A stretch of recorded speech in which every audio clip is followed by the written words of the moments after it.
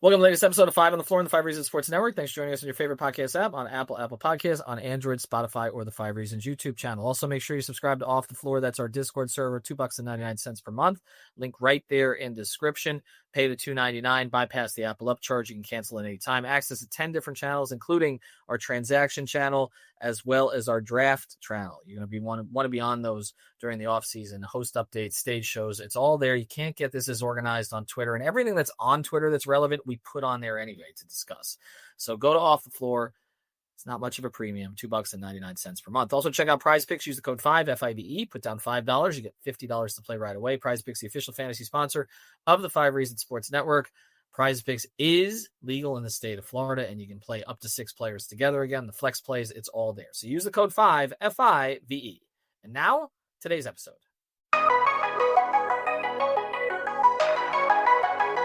Mercy, luxurious, Heat Nation, yeah, Mercy and Lago, down to Biscayne, yay, 5 on the floor, ride for my dogs, where here's the thing, you can check the score, hustle hard, couple scars, wearing bubble frogs, down to Biscayne. Kept the floor playing, got it all banned. Y'all seen the block, stop with one hand. And Pat we trust, Inspire have the guts. We're here to bring the heat, y'all can hang it up.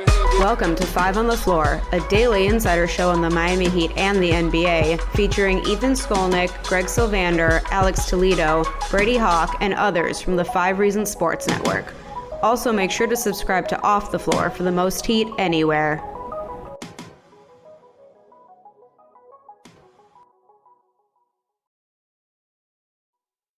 All right, welcome back to 5 on the Floor. Here's today's floor plan of Ethan Skolnick. You can follow me at Ethan J. Skolnick and at 5 Reasons Sports.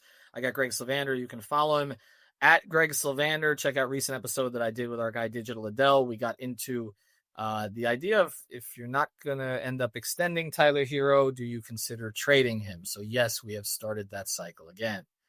We're restarting another cycle. It's 2016 or it's 2022 or whatever. It's a year that starts with 2000. Miami Heat may be interested in Kevin Durant. We talked about this in the not the offseason, but at the trade deadline. The Heat had inquired about Durant. Basically got information that if they had traded Jimmy to Golden State initially, that the Warriors, because they didn't really want Jimmy initially, they were going to try to flip him to Phoenix for Durant. But of course, it got out that Durant really didn't want to go to Golden State. And so that was the pivot that led to the Heat and Golden State re-engaging about Butler a little bit later with the deal that ended up happening. And then basically Durant stayed put. Phoenix kept sliding out of the play-in, ended up firing their coach. Mike Budenholzer didn't work out very well with him there. They've made front office changes. James Jones, not really the GM or running the show anymore, although he really wasn't last year. The owner is, but someone was promoted. And Mark Bartelstein's son, who's in their front office, is still there in more of a business advisory role. Not really sure. Anyway, Phoenix's issues are not really the Heat's issues, except that when the Heat re-engaged with Durant, with the Suns about Durant, because of sources that they were speaking to the Suns about possibly, facilitating some kind of a deal that could have gotten Jimmy to Phoenix another way, even not through Golden State. And so the Heat were basically, as they found out about everything that was going on, we're like, well, okay, we'll inquire about Durant. So they inquired about Durant, who had an excellent season, by the way, at least offensively. And when they inquired about Durant, my understanding is that they offered Jimmy's contract, so sort of problem for problem at that stage, plus Nikola Jovic and a first-round pick. Matt Ishbia, the owner, who was sort of handling this directly and incessantly, I asked for everything else. So he wanted, at the very least, I know where, Jovic, draft picks, swaps, all kinds of other stuff. So the Heat were like, thanks, but no thanks. Maybe we'll revisit this in the future. It does seem like there is a drumbeat now towards this being revisited. And I'm talking about, it mostly seems to be coming from the media, but it's just with the Heat's inclinations on Durant. Before, Greg, it would seem that they would make this kind of a push again if the price is to their liking. And that's where I went on a podcast with Yossi Gosselin, who does a lot of cap work, and he may come on with us again. He's been on with us before. He just doesn't think the price is going to be that high. He doesn't think there are going to be that many teams that are really out there for Durant. Houston has been talked about. We're recording this before we know the result of the Golden State-Houston Game 7.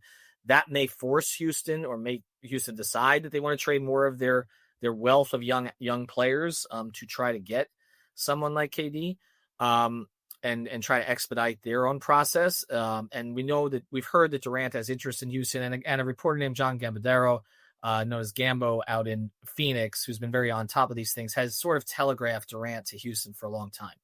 But if Houston's not interested, Yossi doesn't really see a lot of other teams that would be. It has to be a mutual fit.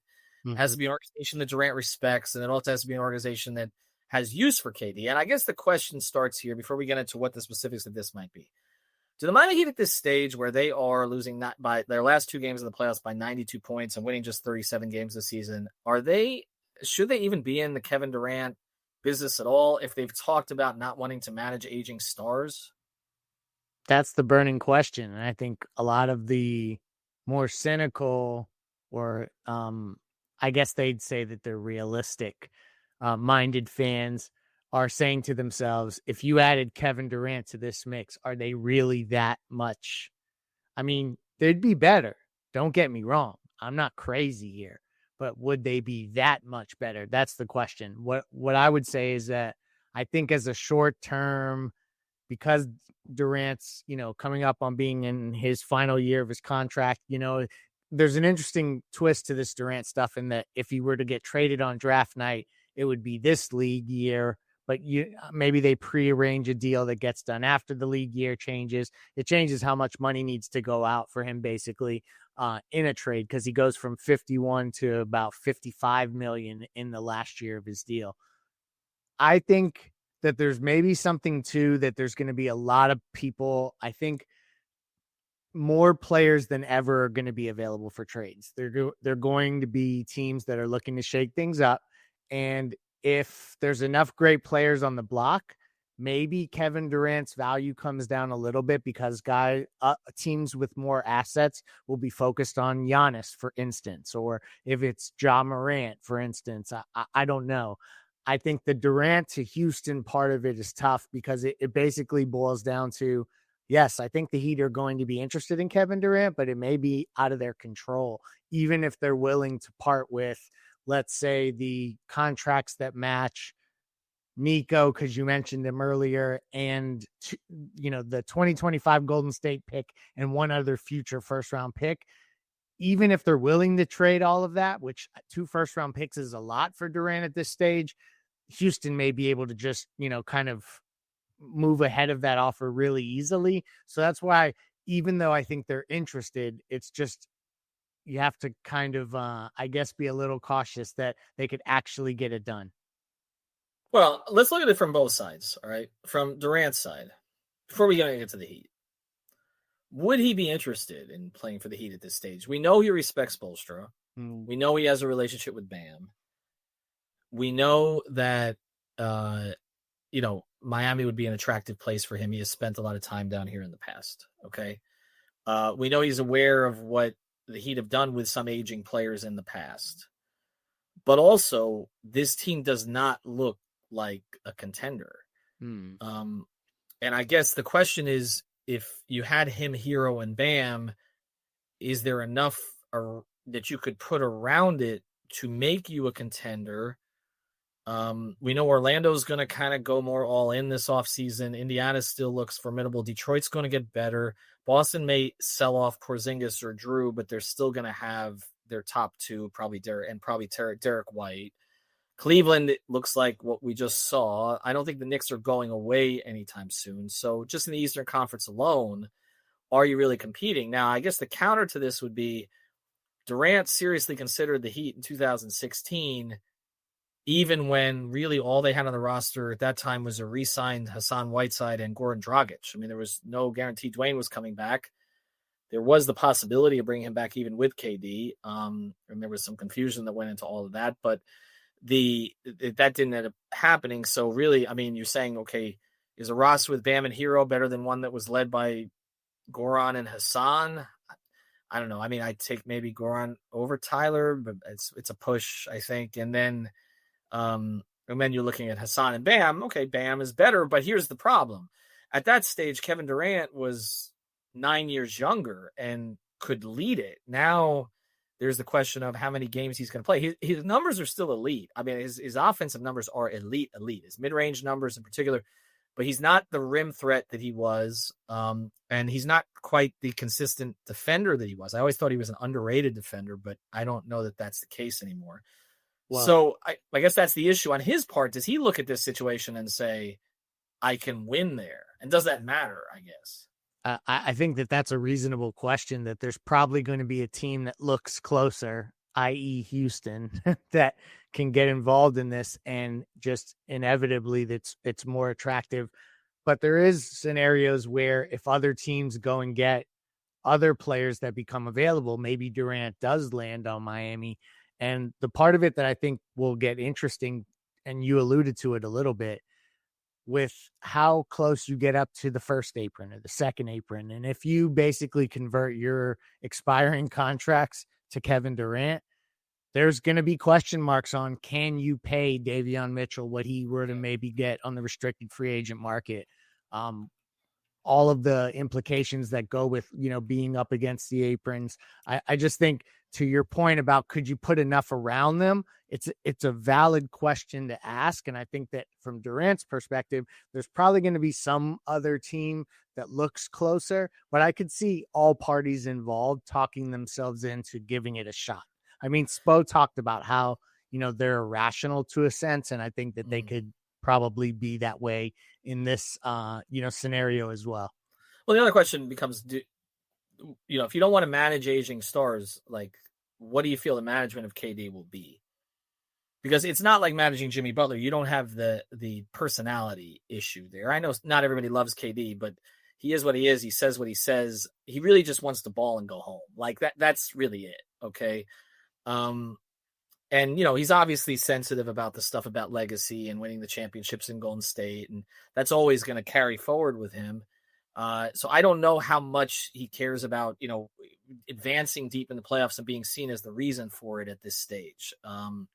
It would have been different if he came in 16. He led that Miami team somewhere in his prime. He would have gotten a lot more credit for it than he did with the Warriors. But I guess that's the thing. Like, managing him, I really comes into managing his health. Now, he has played more lately, but there have been some catastrophic injuries along the way. And even though his game ages well, like we used to talk about Bosch's game ages well, he's drifted further from the basket. Is it going to age well defensively? Is it going to age well in terms of the games that he needs off? We've already seen it, one. Right? And then Hero and Bam, we've seen can't really carry this thing to wins when somebody else is out. So if it almost seems like a 2-year process to kind of build the roster here. Mm-hmm. And then you're counting on him for another year, and he's going to want another extension. So it's a shortcut like Shaq was. Like, sorry to interrupt you, but it's a shortcut like Shaquille was. But it's like, can you build enough around them that fast to actually fortify it and go and get a championship? It's a major question mark. Well, and the also thing with Shaq was a shortcut. And yes, you gave up Butler, you gave up Odom, you gave up Brian Grant's contract, but you also had at that time an emerging Dwayne Wade. You didn't know what he was going to become, and Shaq helped unleash some of that. But you had that there, and Shaq was younger than KD. Now, KD's probably playing at least as high a level or close to it as Shaq did at that time, especially because there were the concerns about Shaq's availability, Shaq's laziness, all of that. They kind of got the last great Shaq season, which was 04-05. And then 05-06 was not a great season. And Dwayne really took the reins there, particularly in the postseason. Shaq missed a little time. So I guess those are some of the questions that you've got to consider, because as I look at it, I'm like, okay, this has been a fit and a passion project for a long time. It seems like there's mutual interest. It doesn't seem like there's going to be a lot of competition for it. So let's just get to the other side of this, and we'll quickly, because I'm going to do this a lot more over the course of the summer, we'll quickly go through what exactly can be done here, what you would be willing to do. Before we do, want to mention a great sponsor of the 5 Reasons Sports Network. It's our friends over at All Pro Construction Builders. They build things pretty quickly. What they do is they build protection for your house. If you live in South Florida, it's always hurricane season. It's always around the corner. Quality is their specialty. They protect your home or business from hurricanes and storm damage. They give you free estimates regardless of where you come from. But if you come from us, you also get 5.5% off your order if you mention 5 reasons or 5 on the floor. So go to 305-484-4429. That's 305, I should know that one. 305-484-4429 or allproconstructionbuilders.com and mention us to Danny. Okay, let's go through it. You just say yes or no here. If it ends up being Wiggins' contract, Duncan's contract, and I'm not doing all the matches here. You know better than I, but I'll go through it at some point. But Wiggins' contract, Duncan's contract, which again is partial guaranteed, which may have some value to other teams because that can clear some money, which Phoenix may want to do because they're so far over in terms of luxury taxes and all that. And let's say a first round pick, maybe a pick swap, and maybe Jovic. Are you comfortable doing that? I think so. I think that's probably, if we were to forecast the kind of move that Miami would be interested in. I hate that I'm saying that, like, they've kind of they've looked for these opportunities that show value. And I think that just from this perspective, compared to some of the other ransoms that Kevin Durant has gone for, I think that it probably makes sense if you had to throw in the 2 picks.